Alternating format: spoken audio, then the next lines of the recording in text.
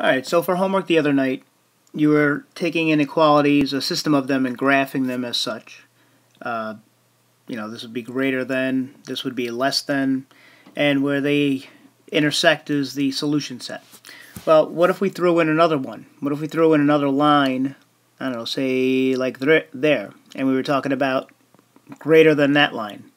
Well, that would create this region right in here. Let me change that color. We'd have this right here. Okay? And that's the region we're going to take a look at today. Now, in order to enclose a region, for example, that red line, right, that red dashed region right there, you need a minimum of 3 lines. If you only have 2 lines, you can't enclose a region. Just think about it. So 3 or more, you can have a possibly enclosed region.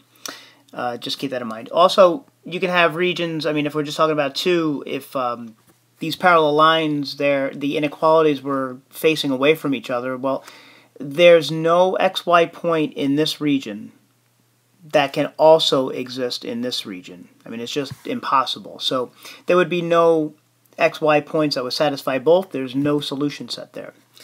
You have unbounded regions. They just keep going on forever and ever. Even here we have a parabola and a straight line. Okay, let's just hang on. Can move this forward, and there we go. You gotta love it. Here's another example of an unbounded region. The solution set, it's not bounded anywhere, if you will. It's just it goes on forever that way. So that's an example of an unbounded or an open solution, if you will. Let us take a look at this system of inequalities. Okay. All right. We notice how we have 3 now. We are not dealing with just 2 lines, so we can possibly enclose a region with 3. 2 we can't. All right. So what do we do first? Well, like usual, we'll solve for y first. That gives us a few options. We can either get it in our calculator, or we can just graph it manually. I mean, don't forget what y equals mx plus b is. You know, if you get it in that format, the b is your y-intercept. Plot it. The m is your slope. Go from there and connect the dots. Okay? But anyway, I say if possible. Why if possible? Well, let's look at this last. I'm going to call them constraints. Think of them as constraints. If I can only be less than this line or greater than that line, it's constraining us. It's constraining us into an area, a region there. This one is going to be enclosed by 3 lines. So these 3 constraints here, this one, there's no y in it. How are you going to solve for it? So for that, just remember how to graph those. Let me just change this. Okay. So here are our x and y. And, well, let's graph x is greater than 0. Where does x equal 0? Well, anywhere along the orange line here, x equals 0. Doesn't matter if y is 5, 6, 20, -3, x is 0. All right, well, what about the inequality? Well, where is x bigger than 0? These are your positive x's, right? So that's where x is greater than 0. So anywhere on that side, x is greater than 0. Okay, what about the other ones? Well, let's get them in y equals mx plus b. So we have a 2x minus 3y, and that's less than or equal to 12. Okay, and the other one, let's just change that to green. That's going to be x plus 5y is less than or equal to 20. Alright, well, I'm in green, so let's do the green one first. I'm going to move over the x, so I have 5y, we have a negative x, plus 20, and then we divide by 5. And what does that give us? That's 1, so we have y is less than or equal to, that in mx plus b form would be negative 1/5 x plus 4. I always write the slope as such because it makes it a lot easier to graph. Looking at this, I mean, unless you're familiar with that being negative 1/5, I mean, this is pretty clear right here that it's negative 1/5. All right, let's graph that green line. So our y-intercept is positive 4, so whatever, somewhere up here, 4. And then we have a slope of negative 1/5, so we go down 1 over 5. We go down 1 over 5, okay? And that is a solid line because it can equal the line. And it says y is less than or equal to the line. Here's the line. So here's the line. We want the y values, these are the y values, less than the line. So we're going to shade that side. Okay. All right, now for the red one. We're going to move over our 2x. I'm sorry, well, let me, here. So that would give us negative 3y less than or equal to negative 2x. And that's a plus 12. And don't forget, when you divide by a negative, in an inequality, you flip the sign. So that gives us that's a y. Don't forget to flip the sign. And then we have a positive 2/3 x. That's a 3. What is that? Negative 4. All right, let's graph the red line. So our y-intercept is negative 4, somewhere down here. And we have a slope of up 2 over 3. So we're going to go up 2 over 3, up 2 over 3. And it also can equal the line, so let's make that a solid line. Whoops. Okay. And we want the y values greater than. Well, here are the y values greater than that red line, so let's shade that side. Okay.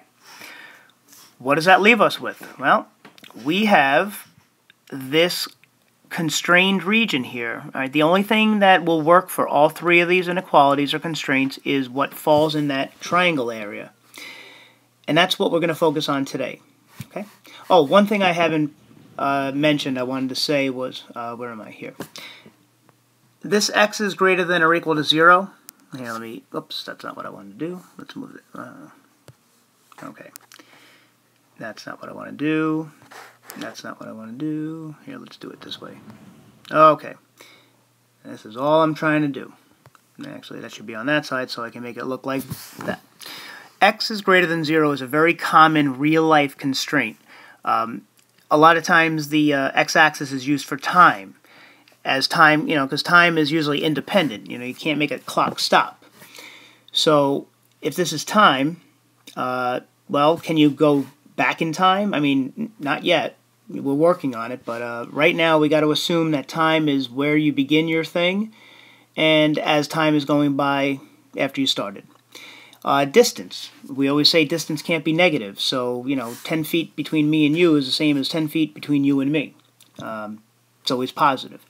And the number of units sold. Okay, real life constraint. In a business, you're producing something. You're not producing negative units. You're either producing something or you're producing nothing.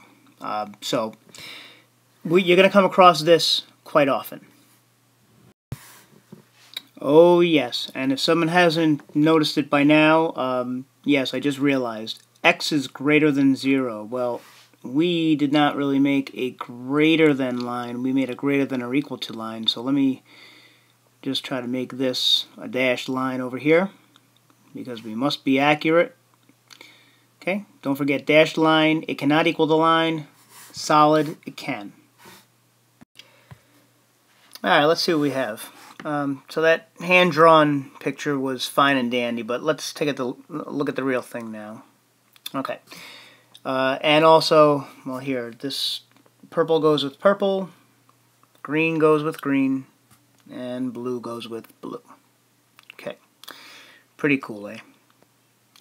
And also, let's be accurate here again. This is not equal to, so let's make this some sort of dashed line over here, okay?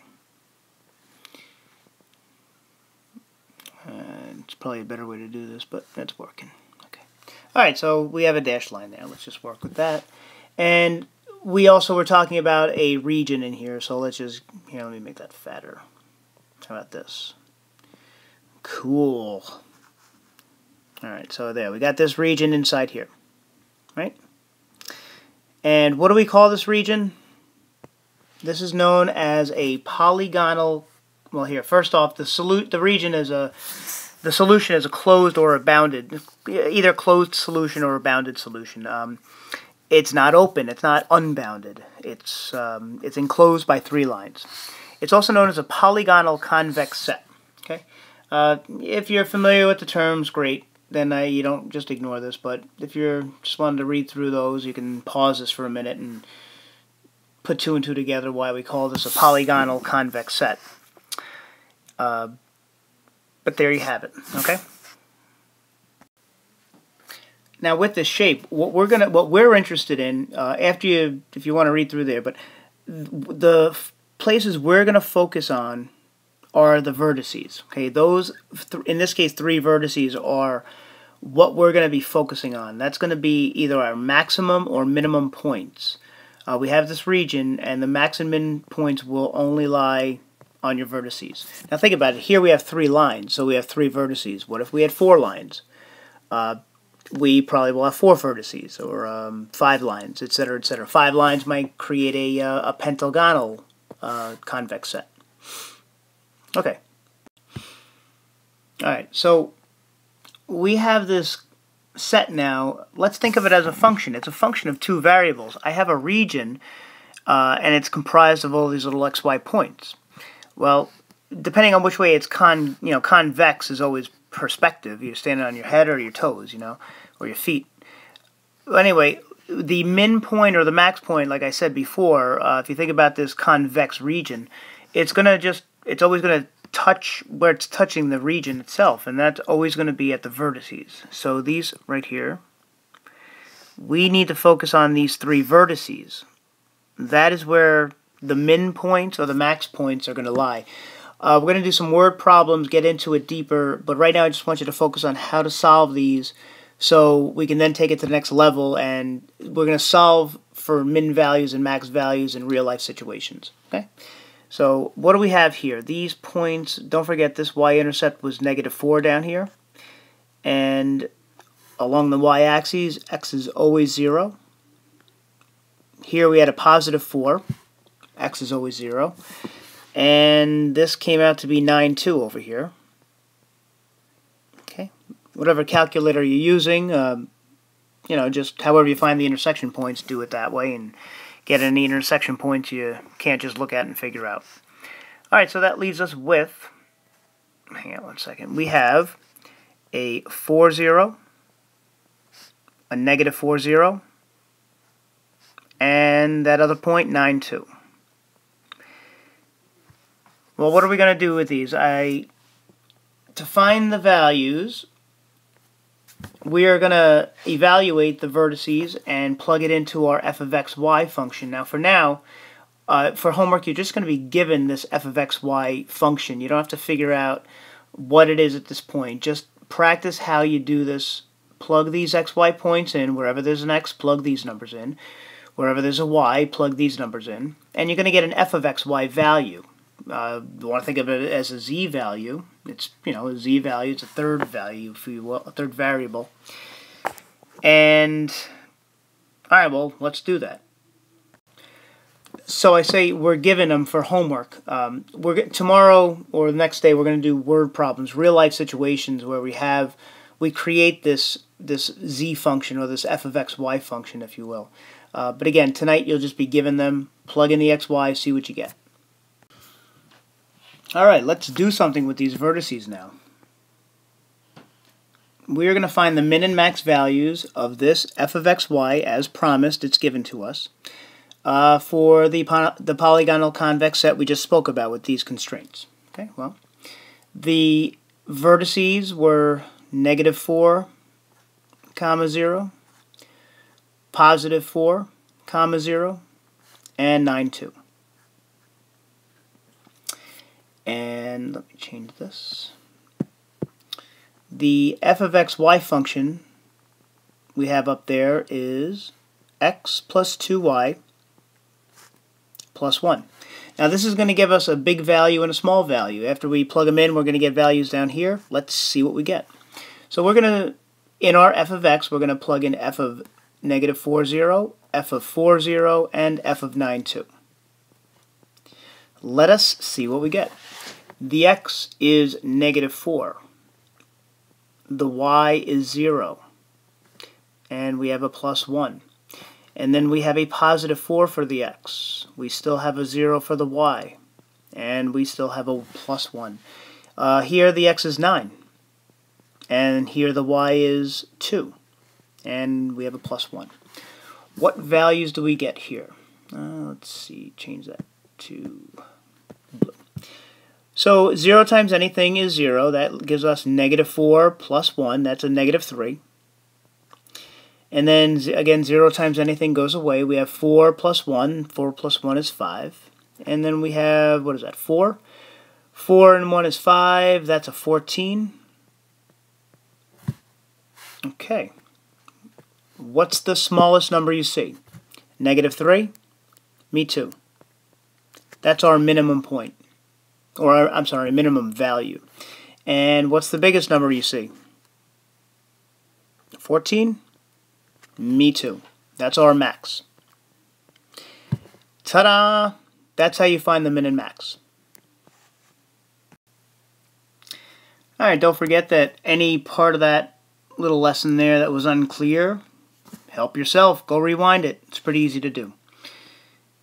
Be ready to come into class, and we are going to work on, what do we got here? We're going to work on day 13.